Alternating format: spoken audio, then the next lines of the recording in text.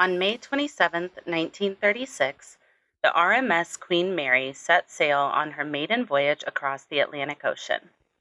This would be the first of over 1,000 trips for the British ocean liner, which had accommodations fit for elite class passengers. The Queen Mary would become known as the stateliest ship afloat. The ship included 2 pools, nurseries, entertainment venues, and even a small hospital. And when it wasn't transporting passengers across the Atlantic, it was transformed into a wartime vessel to aid in transporting soldiers all around the world during World War II. The ship traveled over 600,000 miles in its career and carried an estimated 2.2 million passengers during peacetime, as well as more than 800,000 military personnel during the war. The vast history and reports of at least 47 deaths on the ship has given way for reports of up to 600 spirits haunting the Queen Mary to this day. I'm Ashton, and welcome to the Haunted Corner.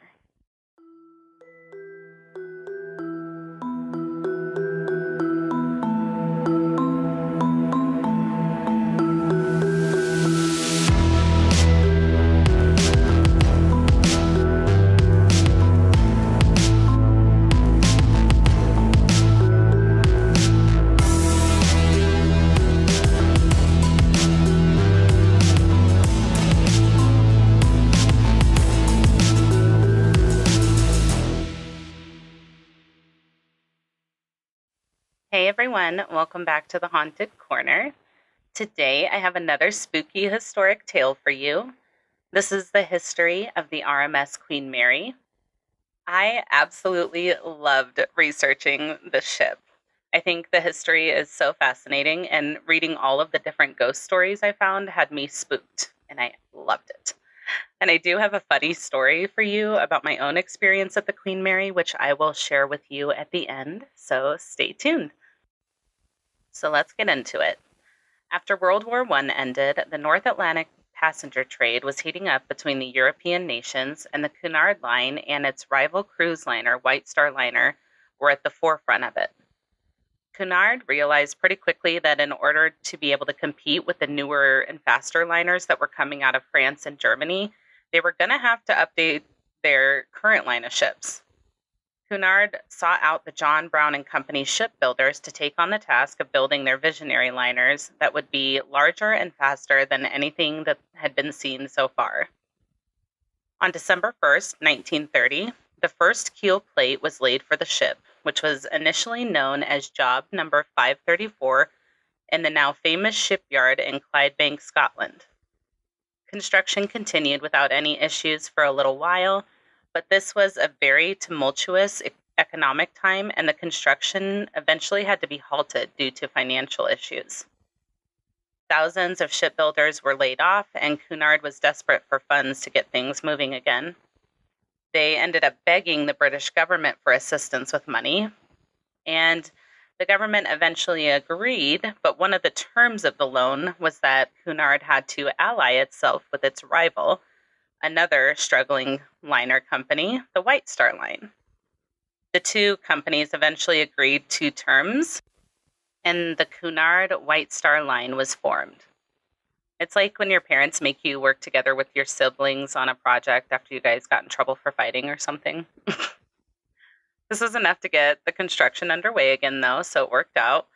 But as the shipbuilders began getting back to work in April of 1943, there was a disturbing discovery made near the double hull in the bottom sections.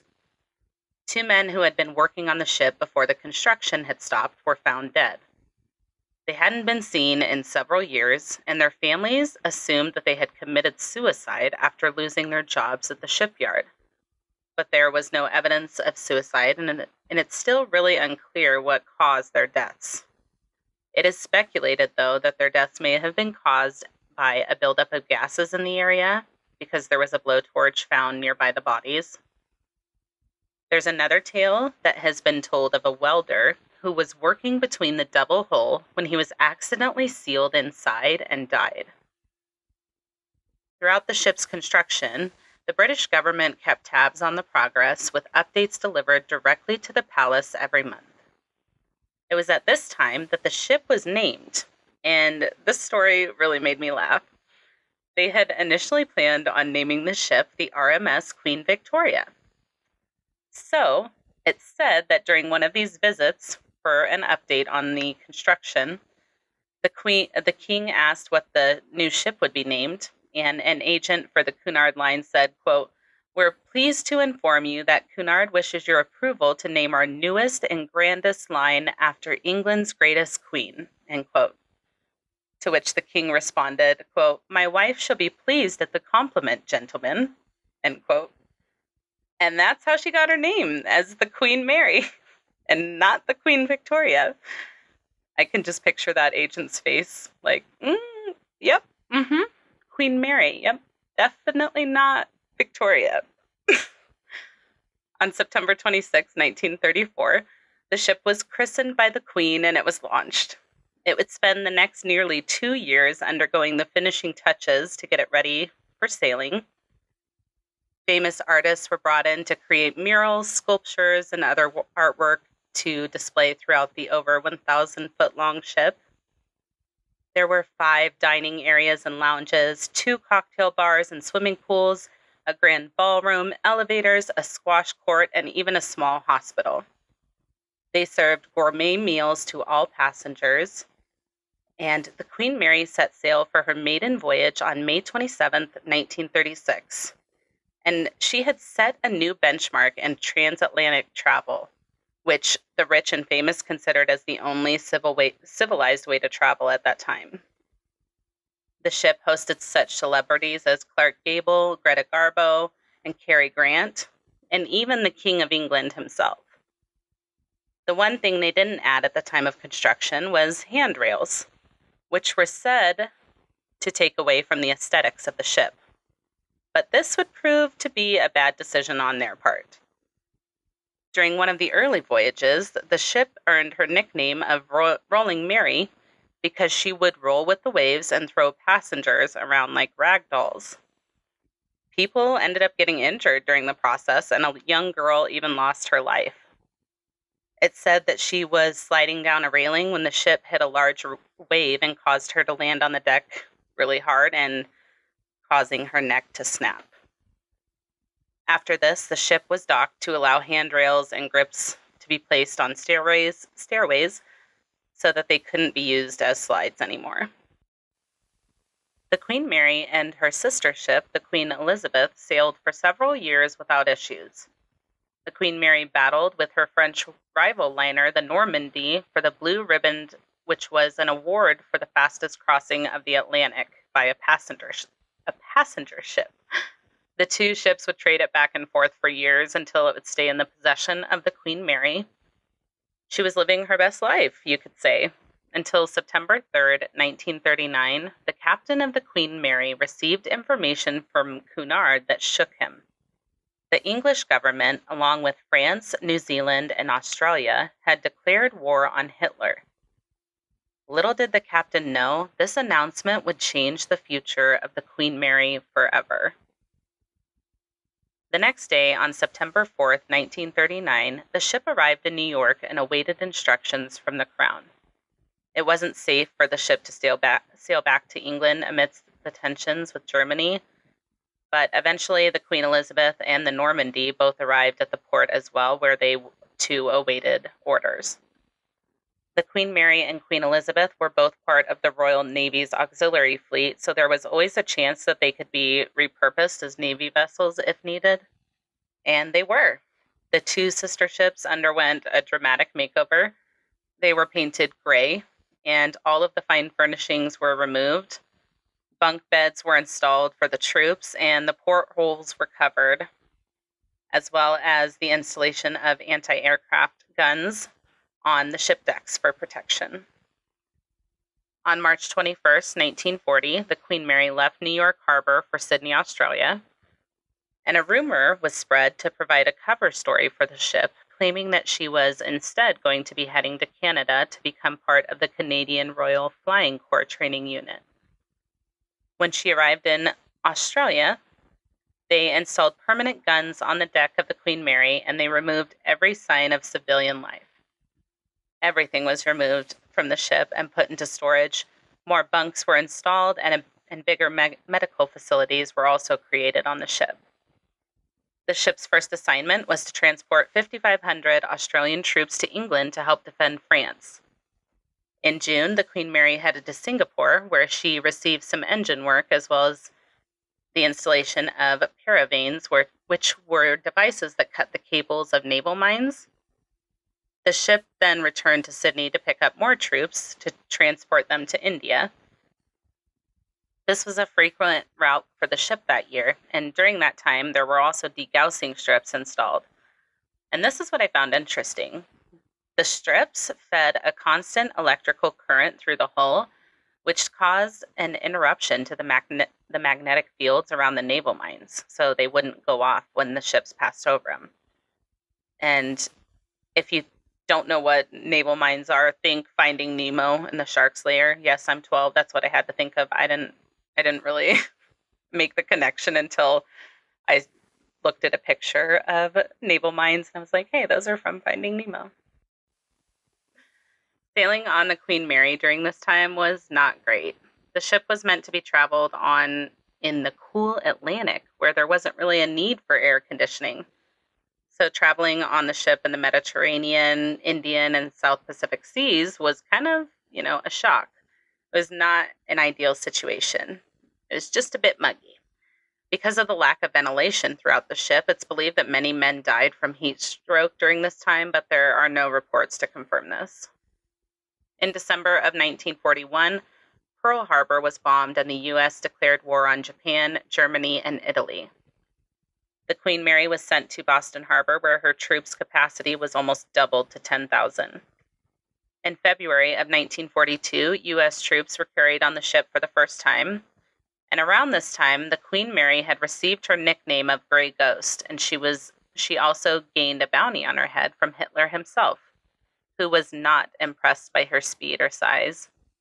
He knew she posed a threat to Germany, so he put a bounty out for $250,000 for any boat captain who could sink the Queen Mary and her sister ship, the Queen Elizabeth.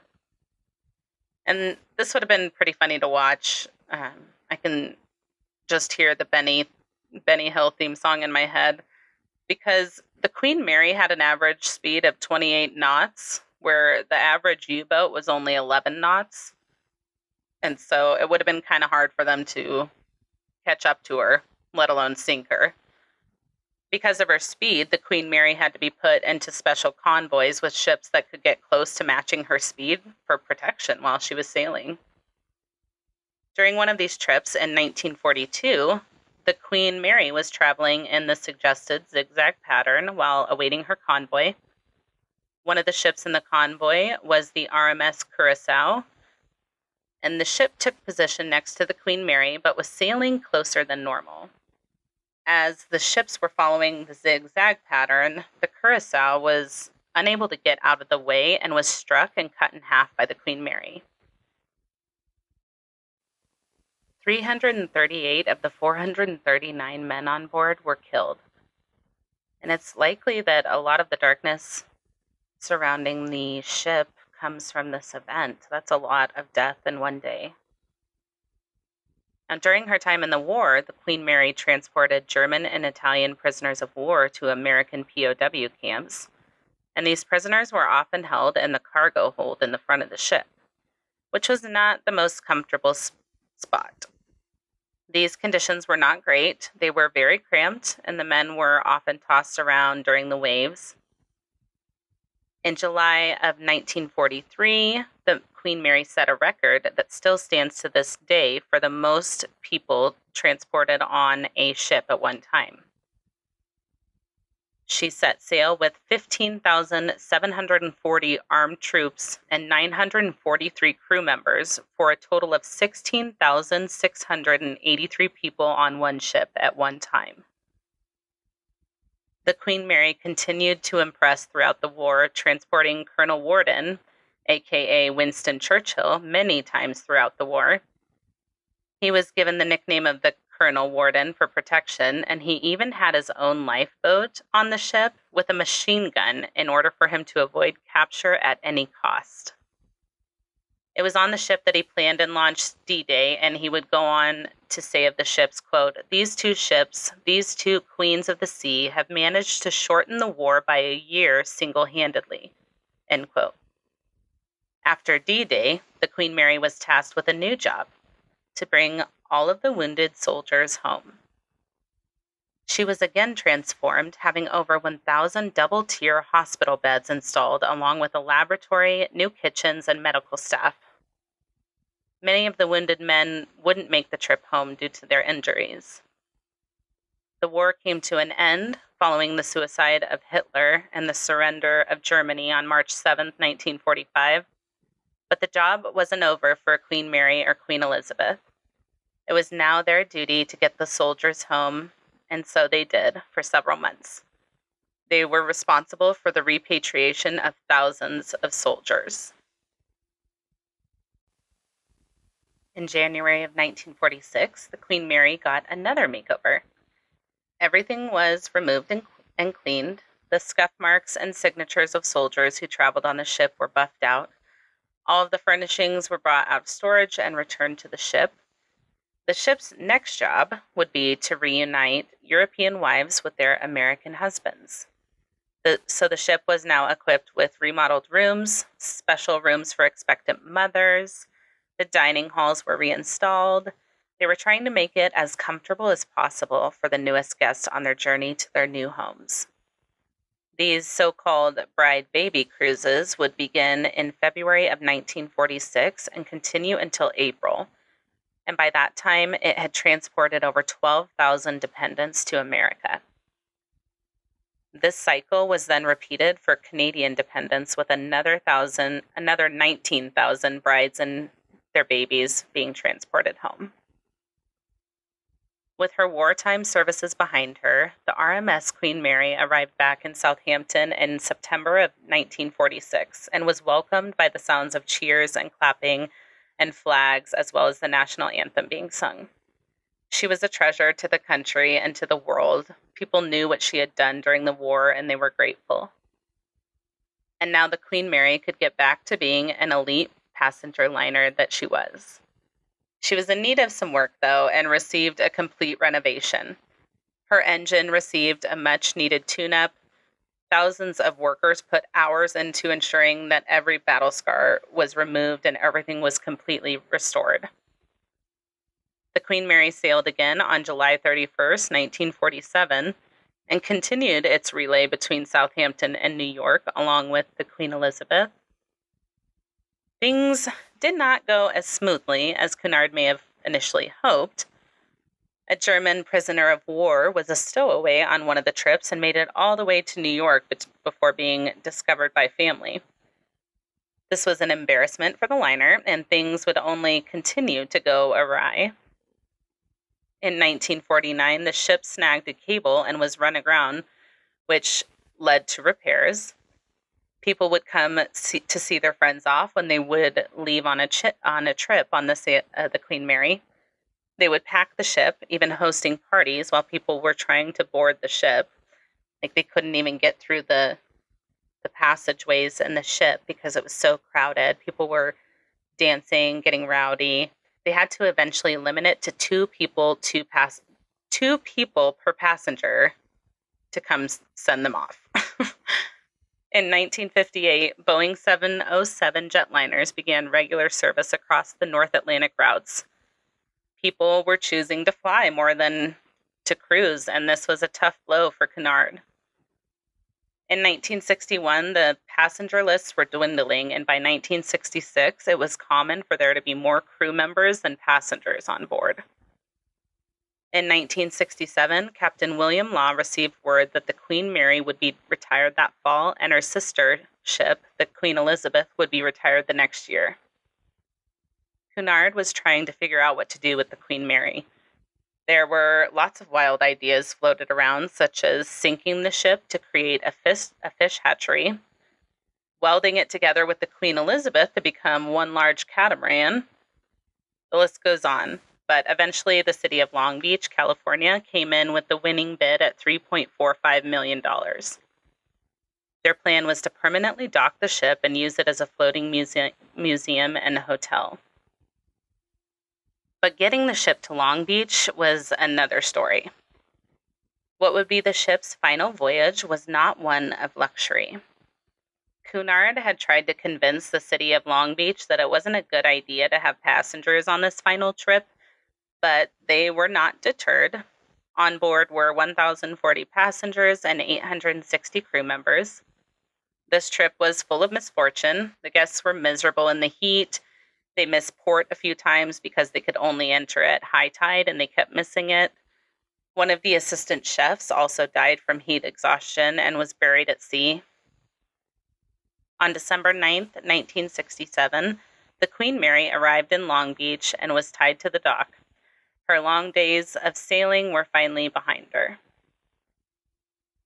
The final transformation that the Queen Mary underwent was the one that turned her from an elite cruise liner into a tourist attraction and a hotel.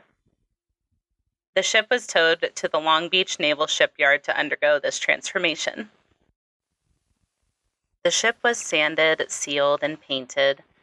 The engines and boilers were removed. All of the decks below our deck were removed to be replaced with the museum.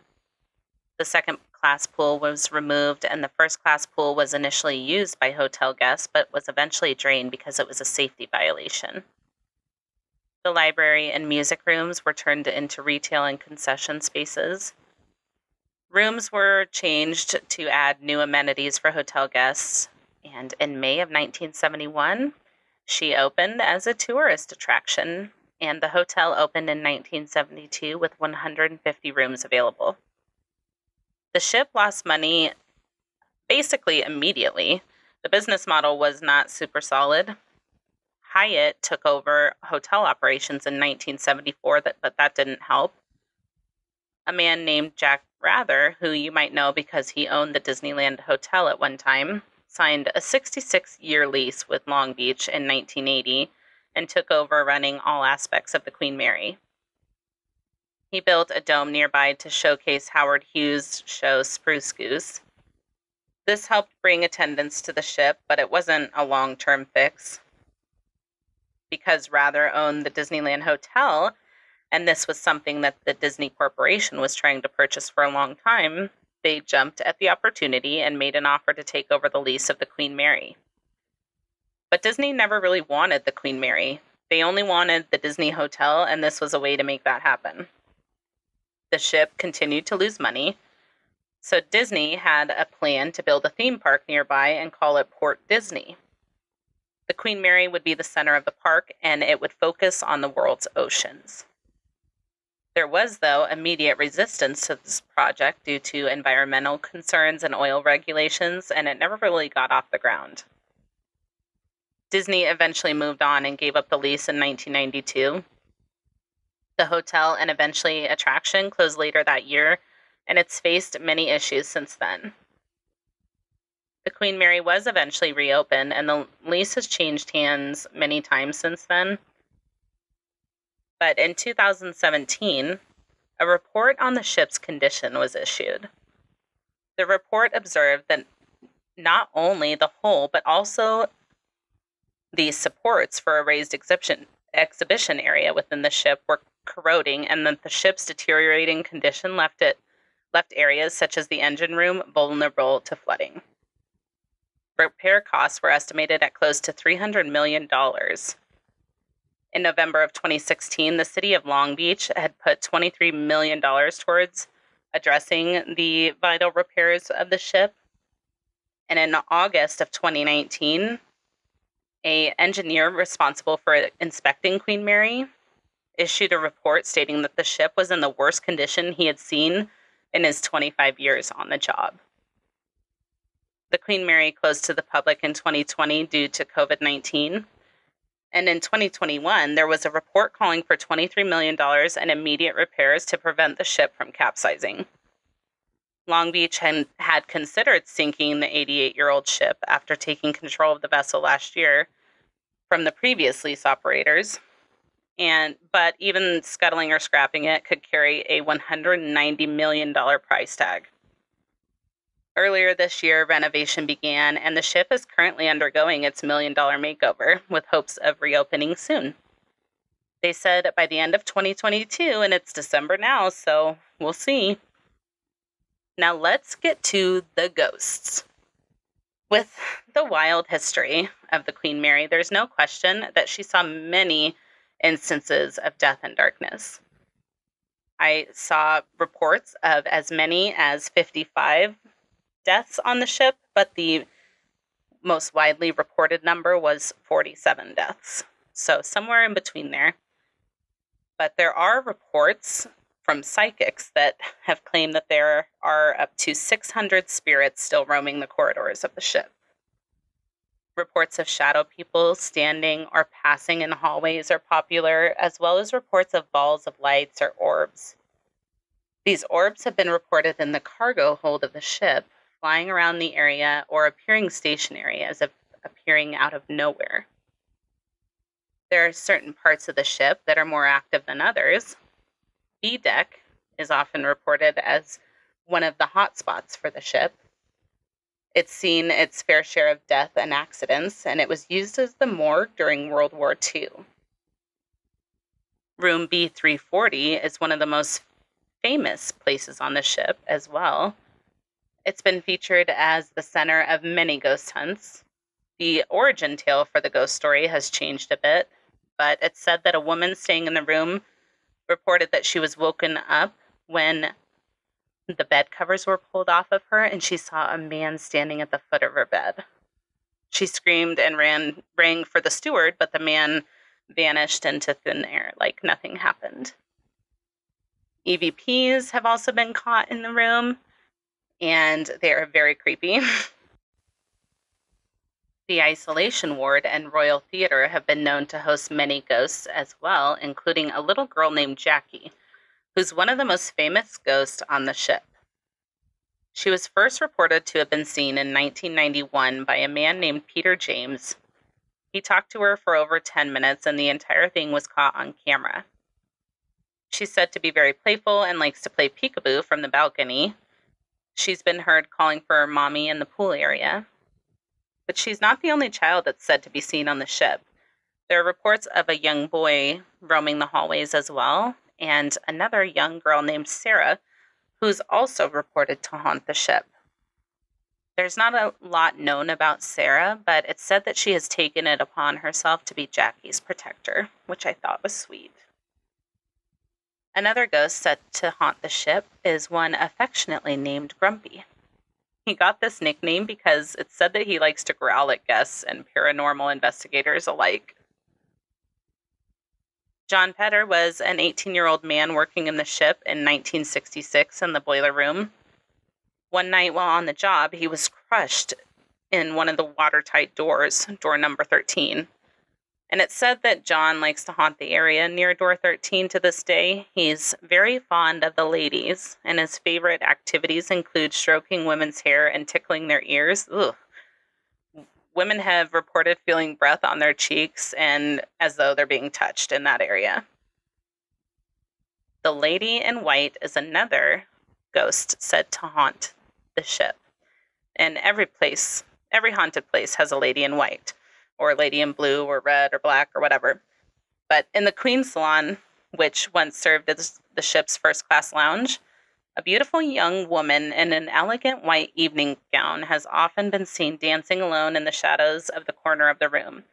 And when you try to approach her, she quickly fades away. Now, Winston Churchill himself has even been known to make an appearance on the ship. He's often heard murmuring where his office once was, while the smell of cigar smoke fills the air. And that is the history of the RMS Queen Mary. I am obsessed with this ship. And now, really quickly, I will tell you all the quick story I promised at the beginning. So while I was getting ready for today's episode, I was talking to my mom about the topic. And she said, "Well, don't you remember when we visited the Queen Mary?" Listen, I was shook. No, Queen, I don't remember that. Please tell. So she said that when I was about 5 years old, we went to California, and it was my mom, my dad, my brother, and I, but my dad didn't go on this tour, okay? They host these haunted encounter tours on the Queen Mary, and my mom decided to take my brother and I. Well, I was about 5 at this time, and she said that during the tour, we were almost asked to leave because the tour guide kept having to tell me to stop screaming. So I guess you could say I've been a spooky queen since day one, and that's that. So we are planning an upcoming trip to California in the summer, so I'm excited to make a stop at the Queen Mary. I'm hoping it will be open at that time, and I can have an update to this story. Hopefully this time there will be less screaming. But if you've visited the Queen Mary and have a story to share, please reach out. I'd absolutely love to hear it. Thanks for tuning in today. I hope you enjoyed today's episode. The sources for today's episode will be listed in the show notes and also on the blog post for the episode at thehauntedcorner.com.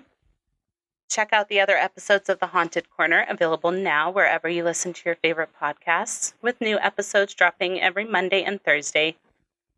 For exclusive content and access to our Patreon-only Facebook group, please join us over on Patreon.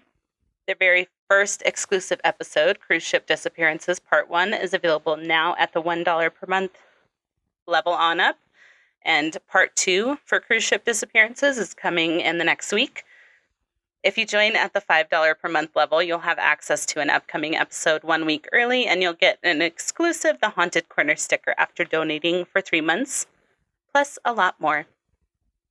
Follow us on social media at The Haunted Corner on Instagram, Facebook, YouTube, and TikTok. If you're enjoying the podcast, please be sure to tell a friend. If you have a case suggestion or correction to share, please send it to thehauntedcorner@gmail.com or submit it through the website. Until next time, please be kind and take care of yourselves, and we'll see you next week. Bye.